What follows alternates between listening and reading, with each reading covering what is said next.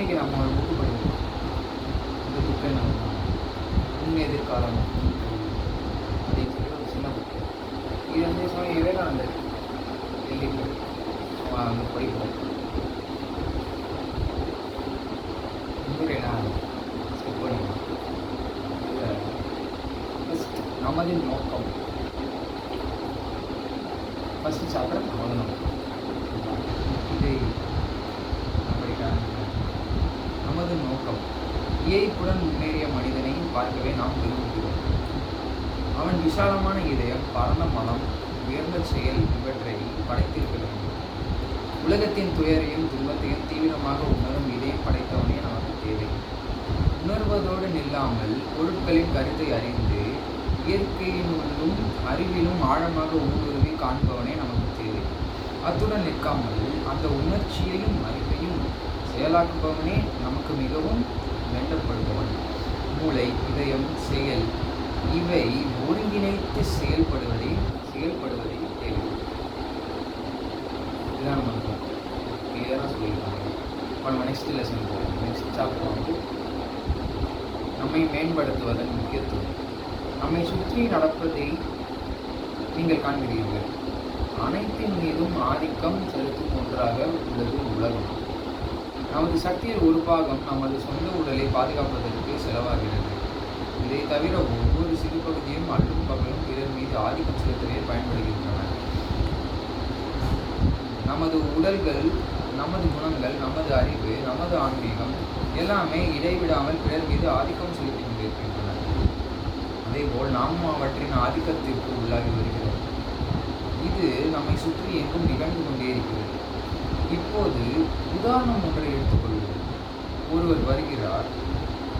அவர் நன்கு கற்றவர் என்பது உங்களுக்கு தெரியும். அவரது மொழி நடை அழகாக உள்ளது. அவர் 1 மணி நேரம் உங்களுடன் பேசுகிறார். ஆனால் அவர் சொன்னதில் எதுவும் பெரிதாக உங்கள் மனதில் பதியவில்லை. இன்னொருவர் வருகிறார். அவர் ஒரு சில வார்த்தைகளே பேசுகிறார். அவர் நன்றாக ஒழுங்குபடுத்தப்படவும் இல்லை. ஒருவேளை இலக்கண பிழைகளும் அதில் காணப்படும். ஆனால் அவர் சொன்னது பேரளவிற்கு உங்கள் மனதை ஆக்கிரமிக்கிறது. உங்களில் பலரும் இதை அனுபவித்திருப்பீர்கள். எனவே ஒருபோதும் வார்த்தைகள் மட்டுமே மனதின் பதிவை உண்டாக்கி விடுவதில்லை என்பது வெளிப்படை. வார்த்தைகள், ஏன் எண்ணங்கள் கூட ஒரு பதிவை உண்டு பண்ணுவதற்கு 1/3 பங்கு சக்தியை மட்டுமே அளிக்கின்றன. மனிதனை மற்ற 2 பங்கை அளிக்கிறான். மனிதனின் கவரும் ஆற்றல், பர்சனல் மேக்னட்டிசம் அப்படின்றது என்று நீங்கள் குறிப்பிடுகின்ற அந்த சக்தியை வெளியேறி உங்களிடம் பதிவை உண்டாக்குகிறது. நமது குடும்பங்களில் தலைவர்கள் உள்ளனர். அவர்களுள் சிலர் வெற்றி பெறுகின்றனர், சிலர் வெற்றி பெறுவதில்லை. ஏன்? நாம் தோல்வியுறும் போது பிறரை குறை கூறுகிறோம். நாம் வெற்றி பெறாத அந்த கணமே நமது தோல்விக்கு காரணம் இவர்தான் என்று ஒருவரை காட்டிவிடுகின்றோம். தோல்வியுறுகின்ற யாரும் தனது சொந்த குறைகளையும் பலவீனங்களையும் ஒப்புக்கொள்ள விரும்புவதில்லை. தன்னை குற்றமற்றவனாக கருதவும், குற்றத்தை பிறர் மீதோ பிற பொருளின் மீதோ ஏன் துரதிர்ஷ்டத்தின் மீதாவது சுமத்தவே ஒருவரும் முயல்கிறான். குடும்ப தலைவர்கள் தவறும் போது சிலர் குடும்பத்தை நன்றாக நடத்துவதற்கும் பிறர் அவ்வாறு நடத்தாததற்கும் காரணம் என்ன என்பதை தங்களுக்குள் கேட்டுக்கொள்ள வேண்டும். வேறுபாட்டிற்கும் காரணம் மனிதனே, அவனது குணசிறப்பே, அவனது ஆளுமையே என்பது அப்போது காண்பீர்கள். மனித குலத்தின் பெரிய தலைவர்களை கவனித்தால் அவர்களின் ஆளுமையே அவர்களை தலைவர்களாக்கியது என்பதை எப்போதும் நாம் காண்போம். கடந்த காலத்தின் எல்லா நூலாசிரியர்களையும் சிந்தனையாளர்களையும் எண்ணி பார்ப்போம். உண்மையை சொல்வதனால் அப்படி எத்தனை எண்ணங்களை தான் அவர்கள் எண்ணிவிட்டார்கள். கடந்த காலத்தில் இருந்த மனித குல தலைவர்கள் நமக்கு விட்டு சென்ற நூல்கள் அனைத்தையும் பாருங்கள். அவர்கள் எழுதிய புத்தகங்கள் ஒவ்வொன்றையும் மதிப்பிடுங்கள். இன்று வரை உலகில்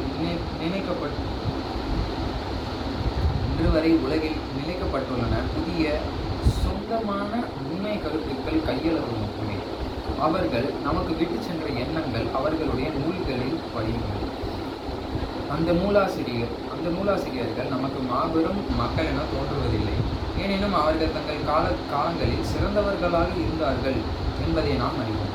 அவர்களை அவ்வாறு ஆக்கியது அவர்கள் சிந்தித்த எண்ணங்களோ, அவர்கள் எழுதிய நூல்களோ, அவர்கள் செய்த சொற்பொழிவுகளோ மட்டுமல்ல, அப்போது இருந்து இப்போது மறைந்துவிட்ட வேறு ஏதோ ஒன்று, அதாவது அவர்களின் ஆளுமை.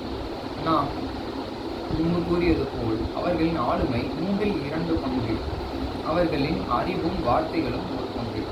உண்மை மனிதன், அதாவது அவர்களின் ஆளுமையே நம்மை ஆக்கிரமிக்கிறது. நம் செயல்கள் விளைவுகள் மட்டுமே. மனிதன் உள்ள போது செயல்களை வந்தே ஆக வேண்டும். விளைவு காரணத்தை பின் தொடர்ந்தே தீரும். கல்வி, பயிற்சி இவை அனைத்தின் லட்சியமும் இந்த மனிதனை உருவாக்குவதாகவே இருக்க வேண்டும்.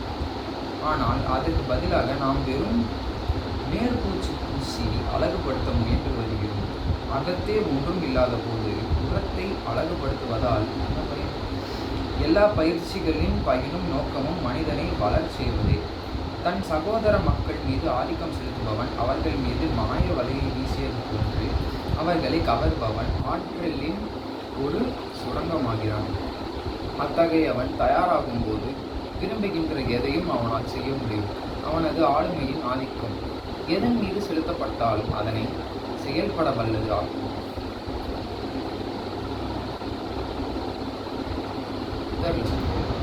நாம் உயர சில விதிமுறை.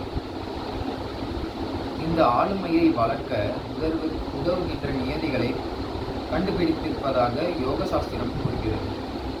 அந்த நியதிகளையும் முறைகளையும் ஒழுங்காக கவனத்துடன் பின்பற்றுவதால் ஒவ்வொருவரும் தன் ஆளுமையை பலப்படுத்திக் கொள்ள முடியும் என்கிறது அது.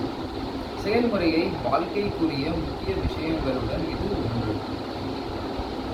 கல்வி என்பதன் ரகசியம் இதுவே. இதனை அனைவரும் செயல்முறைப்படுத்தி காண முடியும். இல்லறத்தார், ஏழை, செல்வந்தர், தொழிலாளி, ஆன்மீகவாதி என்று ஒவ்வொருவரின் வாழ்க்கையிலும் ஆளுமையை வலுப்படுத்துவது என்பது முக்கியமான ஒன்று. ஸ்தூல நியதிகளுக்கு பின்னால் மிக நுண்ணிய நியதிகள் இருப்பது நமக்கு தெரியும். அதாவது பௌதிக உலகம், மன உலகம், ஆன்மீக உலகம் என்று தனித்தனியாக அந்த உண்மைகள் இல்லை. இருப்பதெல்லாம் ஒன்றே. அது நுனி நோக்கி சிரித்து செல்கின்ற கூம்பு வடிவம் போன்றது என்று ஒரு வகையில் கூறலாம். அனைத்திலும் கனத்த பகுதி இங்குள்ளது. அது குவிந்து மென்மேலும் நுண்ணியதாகி செல்கிறது.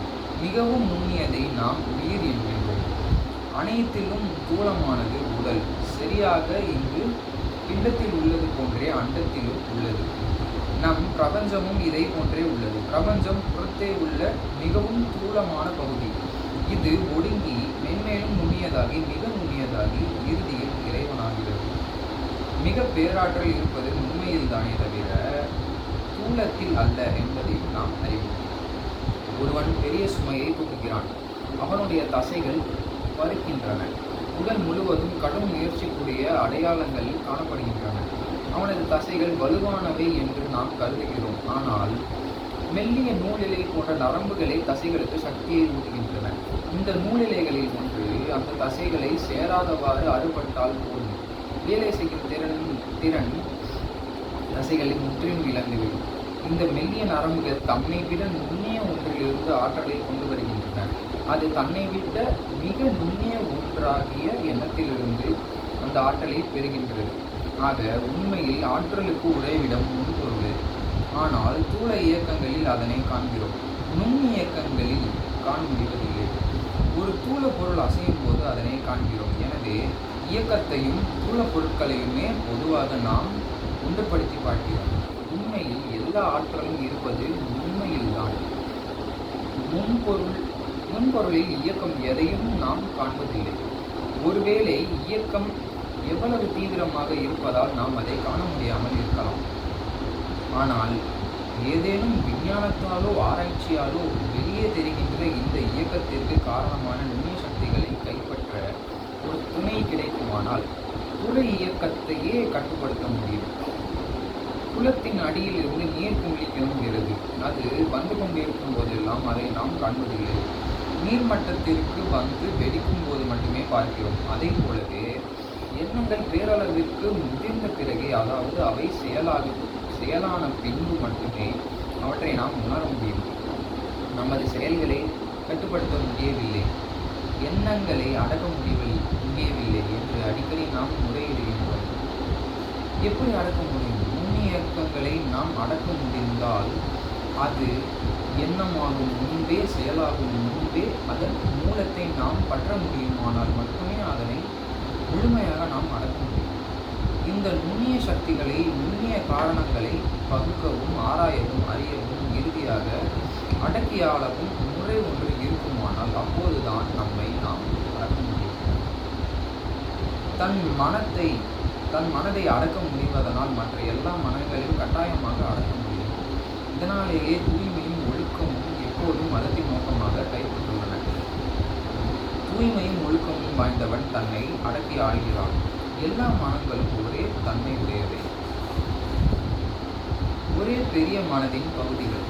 களிமண் கட்டி ஒன்றை அறிந்தவன் பிரபஞ்சத்தில் உள்ள களிமண் அனைத்தையும் அறிந்தவனாகிறான்.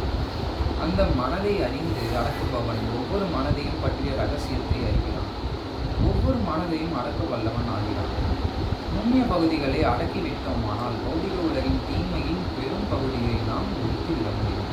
நுண்ணிய இயக்கங்களை நாம் அடக்குவோமானால் பல கவலைகளை நீக்கிவிட நம்மால் முடியும். இந்த நுண்ணிய ஆற்றல்களை அடக்க முடிந்தால் பல தோல்விகளை தவிர்த்து விடலாம்.